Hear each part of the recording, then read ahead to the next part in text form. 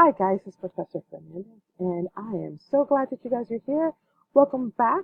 This is the second video that I'm doing to kind of orientate you, I think that's the right word, to the English 1301 online class. So the first video gave you a tour of your online class. If you haven't seen that video, stop now, go back and watch that video so that way you are well equipped and well versed to manage your online class. So this video, what we're going to do is look at the syllabus and do your traditional work on what the syllabus is, what it says. You guys are going to have a syllabus quiz in your first module in your first week. So I want you guys to be able to take that quiz and do well. So let's go ahead and get started. So on the screen here, you have what the course looks like. Also nicely polished. On the first video wasn't as polished as it is now, but it's nicely polished now.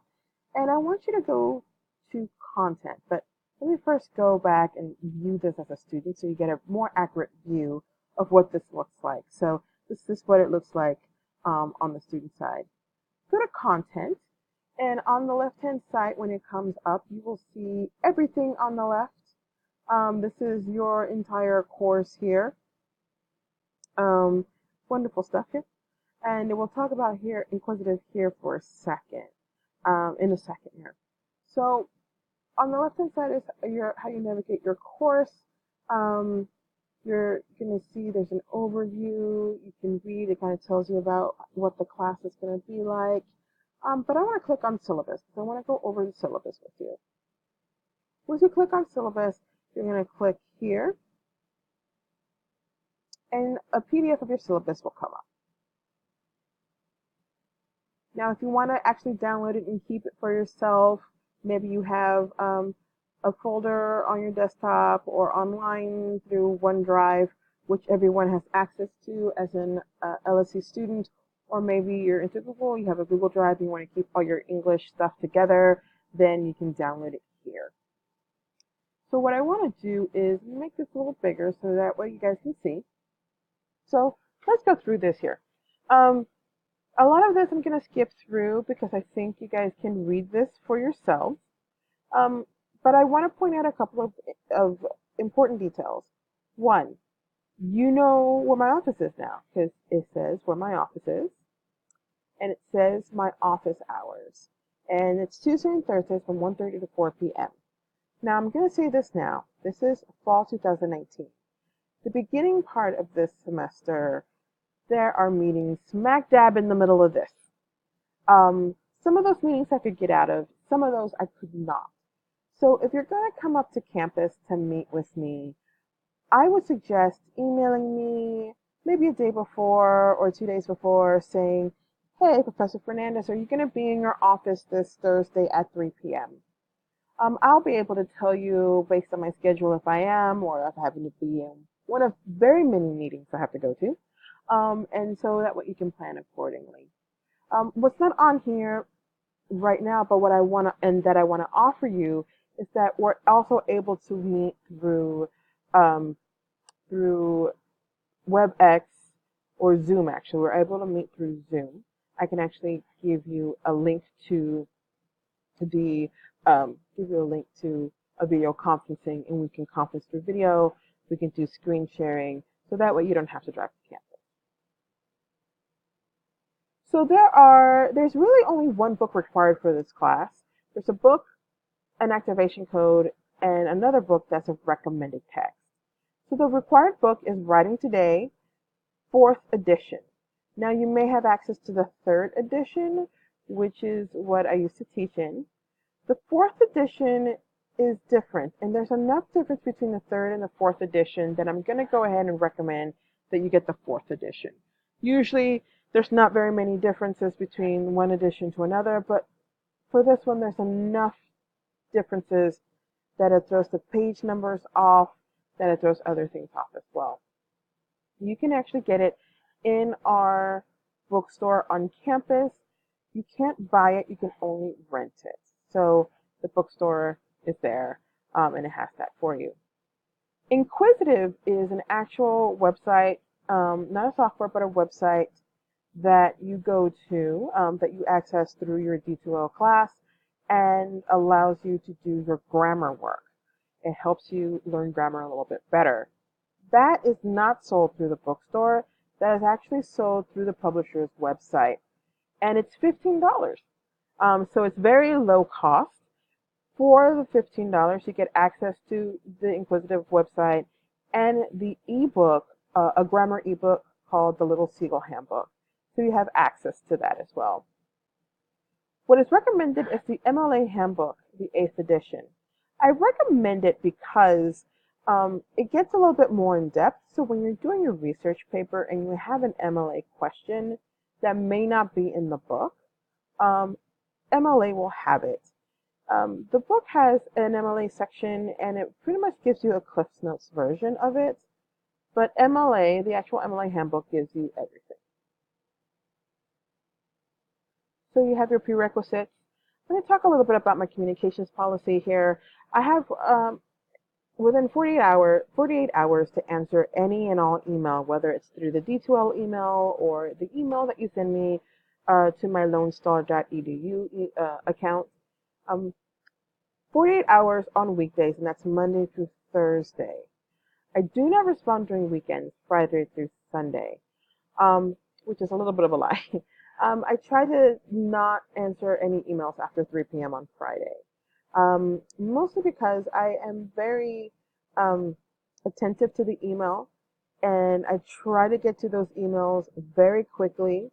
I don't need all 48 hours. Sometimes I answer those emails within the hour. I've been known to answer emails within 30 seconds sometimes. So I am pretty fast on on answering emails. So by the time 3 p.m. Friday rolls around, I kind of need a break. And you want me to have a break because I take the afternoon and then I try to grade things on the weekend. So you want me refreshed so I can give you great grades. So that's my communication policy. There's a link here that goes to a website that shows you how to write an email to your professors. I respond extremely well to well-written emails. And by well-written, I mean that your opening is, Dear Professor Fernandez. Do not call me Isis Fernandez. I am Professor, so my first name is Professor, my last name is Fernandez. I want you to tell me what class you're in because I teach 5 classes. So I want you to say, hi, my name is, give me your name, and I am in your English 1301 online class, and this is my question. And I want you to give me as much information as possible so I can give you the best possible answers. So I also want to go ahead and kind of talk about what's in red here. You may have had me previously for another 1301 class, or maybe you've had another 1301 class and there was a similar assignment in that class. That is not original work. Do not turn in something that you wrote for another class, whether it's another English class or another class on campus, or another class on another campus. That is a form of plagiarism. It's called self-plagiarism. All your work for the class needs to be original. I will not allow you to turn in work that's not original. And we'll talk about plagiarism and the plagiarism policy here in a second. I also want you to note that all major assignments, regardless of the student's overall average, have to be turned in order to pass the course. What I consider major assignments for this class are the papers. Discussion boards are assignments, but I don't consider them major assignments. They are assignments. If you miss a discussion post for whatever reason, you can continue on with the class. But if you miss one of the essays, and there's several essays for this class, and we'll go over that here in a second, and you don't turn it in, even if you have a B in the class with a 0 in the grade book for that missing major assignment, you won't pass the course. So I want to make sure that you understand that now. You've got to turn in that assignment.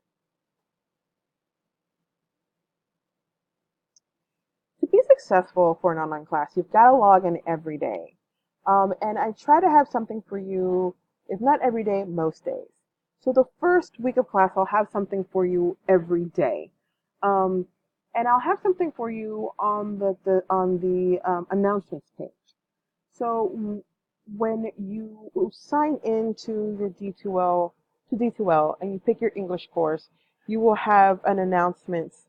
And those are announcements I give to everyone. I try to get those up by 9 o'clock every morning. Sometimes I make it, sometimes I don't. That's why I need you to sign in every day because I may want you to do something and to do it by a certain time. So I need you to be able to sign in.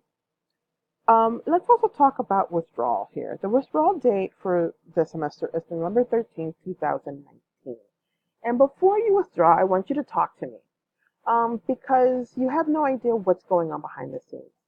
It may be that I haven't graded um, some assignments, and those assignments can be the difference between you being passing and not passing. It could be that there may be some extra credit coming up that may be helpful. So I want you to talk to me before you withdraw. And we can make a decision about where you are. I can run some numbers and see where you are. I want you, when you do make the decision to withdraw, that it's a good decision. I've had students in the past withdraw from my class, and I've been behind on grading a couple of assignments. And had they waited or had they talked to me, they would have been passing. So I want you to go ahead and give me an email. We can talk on video conferencing. We can talk on the phone. I don't want you to make a decision that's irreversible. Now, let's talk about drops. I do have a drop policy. If you miss 4 assignments, and I do mean assignments, and that includes discussion posts. If you miss 4 assignments, I retain the right to drop you. Doesn't mean I will, doesn't mean I have to, but I have the right to do so. Now, what I would like to happen is that I see you missed a couple of assignments, you may get an email from me, and we'll take it from there. But if I don't see you participating in class, I have the right to go ahead and drop you, and we don't have to have a conversation on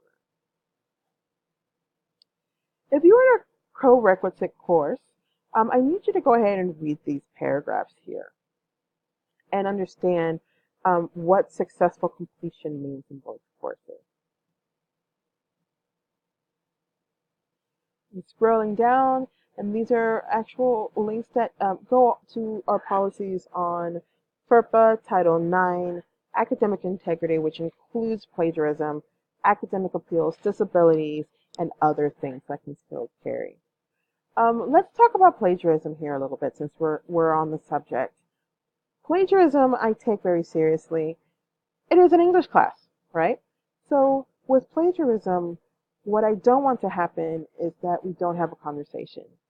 Listen, it is very easy to cut and paste something from a website and put it in your paper and forget to cite it correctly.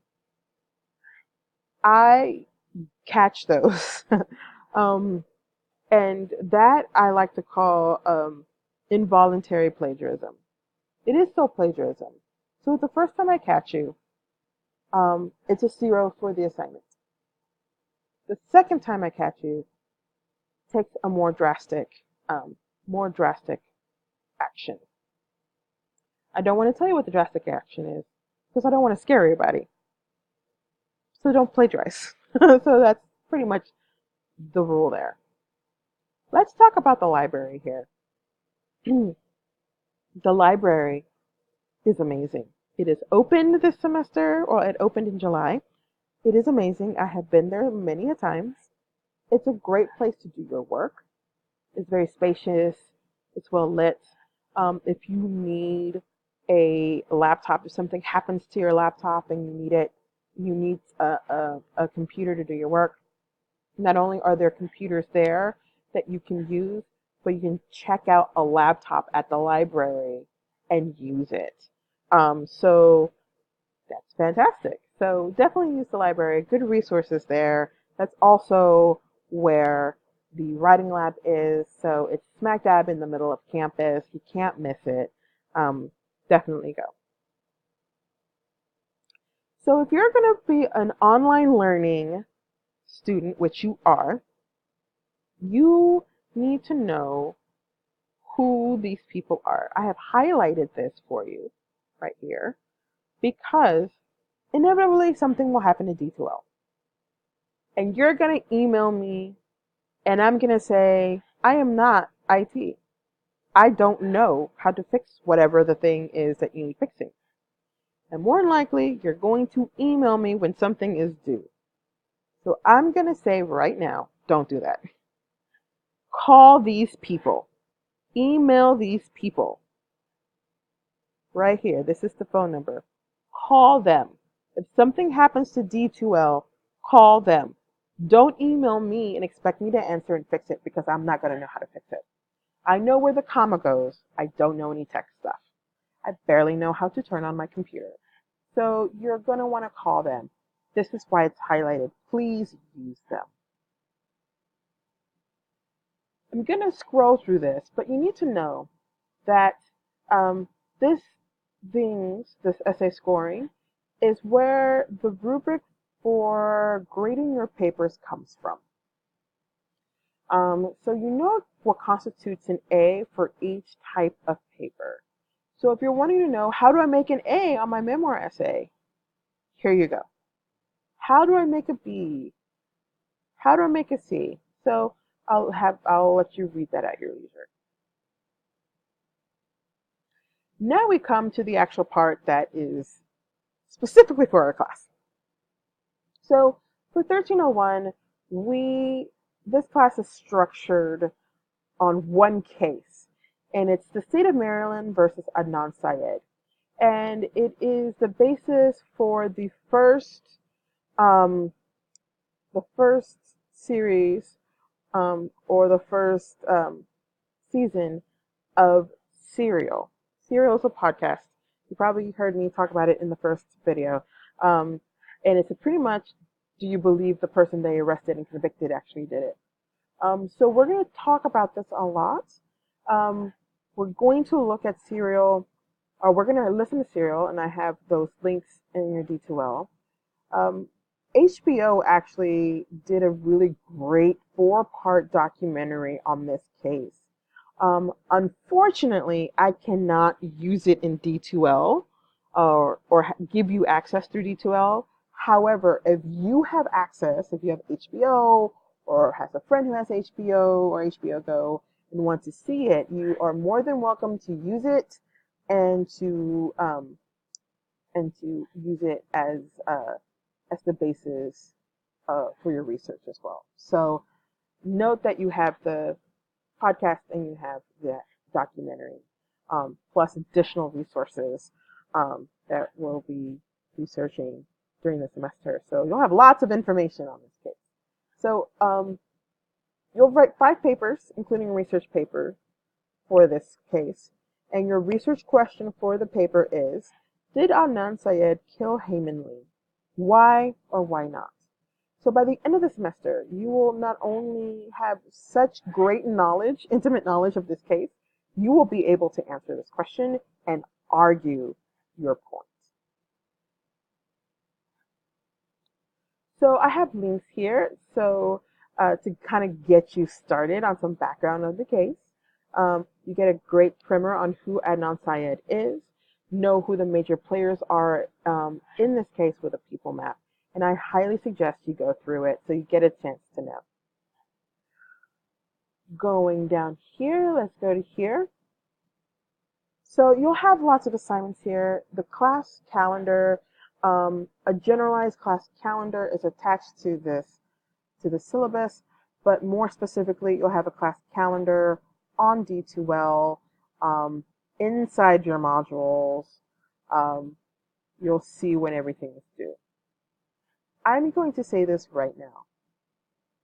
Technical issues like not knowing how to work D2L, not knowing how to work Inquisitive, not knowing how to, not having wireless for one reason or another, computer issues, those are not excuses for turning things in. Not having the book is not an excuse for not completing an assignment. None of these are excuses for completing the assignment.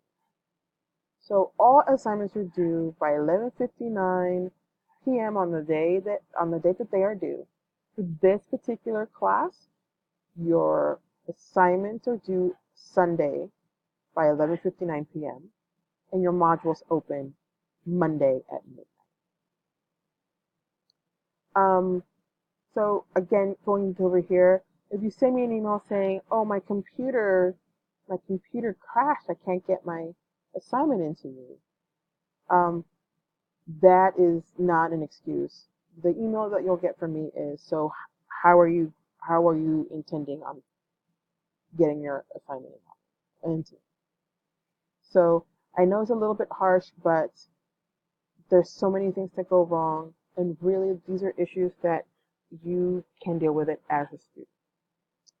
So every essay has an assignment sheet, and the assignment sheet tells you everything you need to know, and I need you to read it at least 5 times, or actually read it twice before you ask me questions, because sometimes a student will skim through it, and the question is answered in the assignment sheet, and then I have to tell you, read the assignment sheet. You have access to all your assignment sheets for the whole of the class.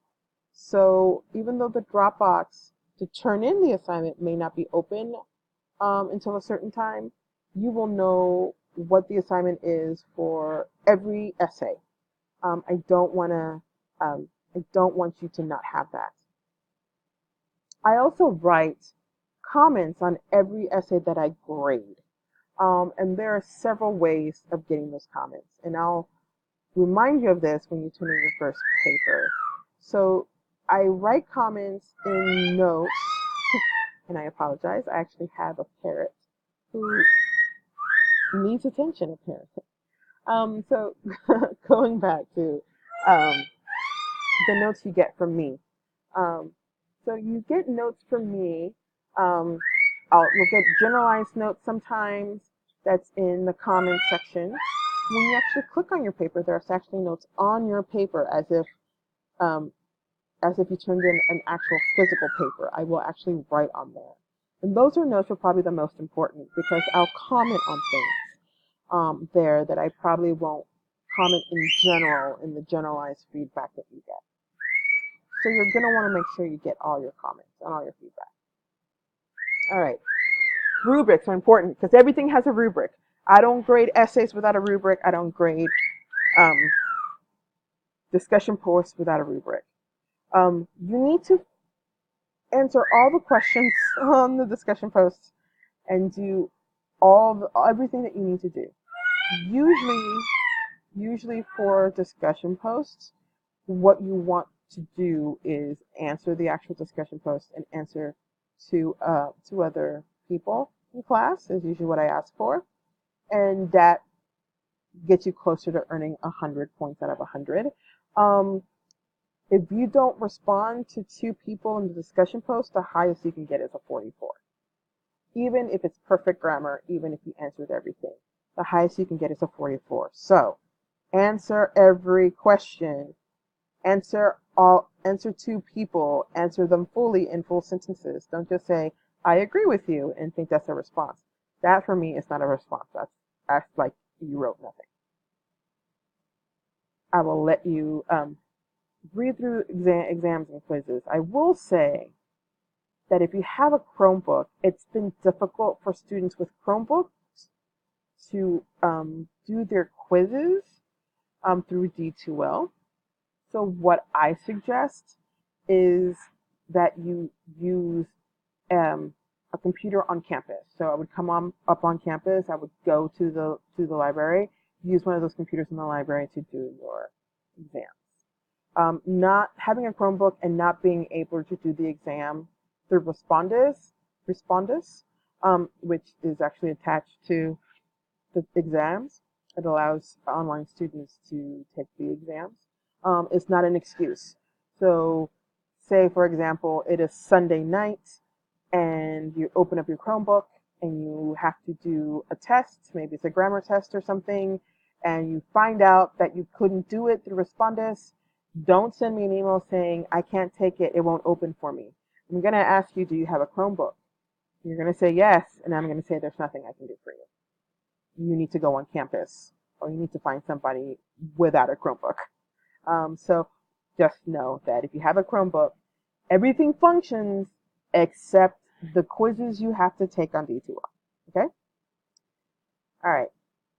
Like I said before, your modules open on Monday at midnight and close at 11:59 p.m. on Sunday. So you have additional technologies, Flipgrid, Padlet, and Inquisitive. Flipgrid is free. There is an app that you can use that will make it a little bit easier to use, but you can use it on your computer. Padlet is free, but Inquisitive is not. It is $15, and it's pretty low cost. It's actually pretty cool, and you get to keep it for what feels like a million years. So I'll let you read through that. Here's the expectations I have for this class. Everyone here is an adult. I am treating everyone as an adult. You may be a dual credit student or a homeschool student, and you may be a little bit younger, or you may be coming back to school after a while, and you're probably a little bit older. I treat everyone the same, and being treated as an adult means being responsible for your own grades. You're responsible for turning things in on time. You're responsible for asking help and getting help. There's lots of resources on campus and off campus that you can use. You're responsible for managing your own time. That is part of being an adult. I am expecting you to read through everything. I'm expecting you to go through the videos. I'm expecting you to do all that. And I'm expecting you to ask questions if you have them. That is just basic adulting. I'll let you read through the Mla formatting thing. Pretty much format your papers correctly. I have many videos on how to do this. If it's not formatted correctly, it's an automatic 0. It's one of those adulting things. We don't have time for the crazy. All right, so course policies. The big deal here is I do not take late papers at all. If the paper is due on by the 25th, I'm not taking it on the 26th or the 27th. I'm not taking it with 10 points off. I'm not taking it and lowering it by a grade. I'm not taking it. You get a 0. Again, this is adulting. If the paper is due, it is due. You have a list of when everything is due. It's attached to this syllabus. So let's get it done. And I'll let you read through all of this. One thing that I need you to understand. Don't ever email me your essays. Never, ever, ever email me your work. Never. Students forget this and they emailed me the work. This is what happens. If you email me your work, I'm going to automatically delete it. I'm not even going to open the email. If I see in my email that there is an attachment, I'm going to delete it automatically. You may not even get the courtesy of an email back. If something happens to D2L at the last minute, which sometimes it does, D2L is kind of finicky on deadline, I would rather you take a screenshot and say, hey, Professor Fernandez, I couldn't turn it in. This is what it looked like when I turned it in. And we can go from there. But if you send me your essay or your work saying, hey, I just need to turn in my paper, but I couldn't do it on D2L, here it is, I'm not even going to open it. I'm just going to go ahead and put the 0 in there. Okay? So again, this is about being an adult. I would rather you tell me ahead of time that something's going on than to just give me an email with your paper. One thing about D2L that you need to know and realize, and I know this is 30 minutes going into the scary syllabus, that you need to think of D2L as Kingwood Drive. So if you're from the Kingwood area or have driven in the Kingwood area, you know that Kingwood Drive at 5 o'clock in the afternoon is a parking lot. You cannot get through it at a decent pace. So, if everybody's paper is due at 11:59 p.m. on Sunday, what do you think happens to D2L at 11:59 p.m. when everybody is turning their stuff in? Now think of it this way. I have 2 classes that are online this semester who turn things in at 11:59 p.m. on a Sunday. Multiply that by an infinite number of classes at Kingwood who probably have the same deadline. Now what happens to D2L? So let me suggest that you turn it in 15 minutes early, or even 30 minutes early. Turn your things in, discussion posts, papers, whatever, by 11:30. Because if something's gonna happen to D2L that is gonna be detrimental, it'll happen around 11:30 or 11:45, and I can help you with that at that time. But if I see that you sent me something at 12:10, 12:15, saying D2L wouldn't let me turn in my paper, I know that you tried to turn in your paper at 11:59 and it shut you down, and I'm going to say sorry. But if something happens and it happens at 11:30 and you're emailing me at 11:45 saying something's wrong with D2L, I can't turn it in, I'm able to work with you. Okay? So here's how everything breaks down. The big chunk here, the big green chunk here are your essays. They take the most part of it, so your essays are worth 40%. The second biggest chunk here is the red chunk, which are your discussion posts. That takes 30%. The next biggest chunk is this blue chunk, which is the quizzes, takes 20%. And then your final takes 10%. Do not underestimate your final. The final can be the difference between passing and not passing. So just because it's only 10% of your grade doesn't mean it isn't important. It's just as important as the screen section. So here is a generalized calendar of when we're going to cover stuff by week. And here is a list of the essays and when they're due. It gives you kind of the date when everything is due. And let me show you here on D2L, if I can get out of here, where you can find your assignment sheet for your essay. So let's go back to content. And I apologize for this being so long, but syllabuses are so technical. And you have these 2 things, these 2 folders here. All the stuff you need to know has lots of essays examples, has things like how to be a good student, has good videos, has some court documents you may want to read for the case. And then you have this other folder, other things you want to know. All great, wonderful things, right? Click here on all the essay prompts, and you have access to all the prompts.